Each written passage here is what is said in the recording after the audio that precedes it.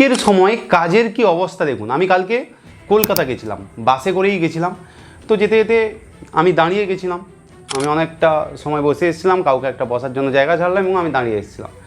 তো সাইডে একটা লোক বলে, দাদা জানেন, ও হঠাৎ বলতে থাকে, আমি 24 ঘন্টা করে 6 দিন ডিউটি করেছি, আমি সিকিউরিটির জব করি একটা কোম্পানিতে, তাও আমাকে 3 দিন ছুটি দেয়নি। আমি বলেছি কাজ ছেড়ে দিব, বলছে ভাই তোকে না হলেও কাজের লোকের অভাব নেই। আরে 24 ঘন্টা করে 6 দিন লাগাতার ডিউটি, অনলি ফর 2 আওয়ার্স করে ঘুমিয়েছেন লোকটি। আরে কাজের অবস্থা পরপর খারাপ হতে যাচ্ছে। আপনি কি ভাবছেন আপনি সেফ কাজে আছেন?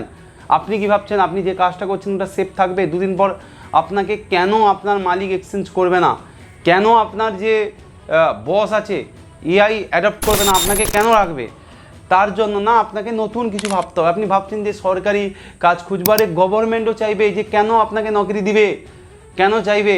সে চাইবে এআইকে লাগিয়ে বা রোবটকে লাগিয়ে যদি আরও ইজিলি কিছু করা যায়। সব সেক্টরে এআই ভাই ঢুকে গেছে অলরেডি।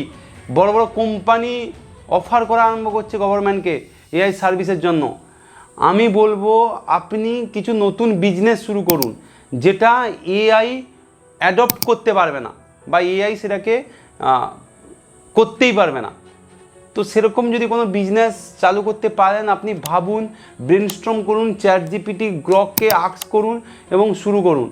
দেখবেন আপনি ফিউচারে সেফ থাকবেন, নাহলে আপনি ঘুমিয়ে পড়বেন। ধন্যবাদ।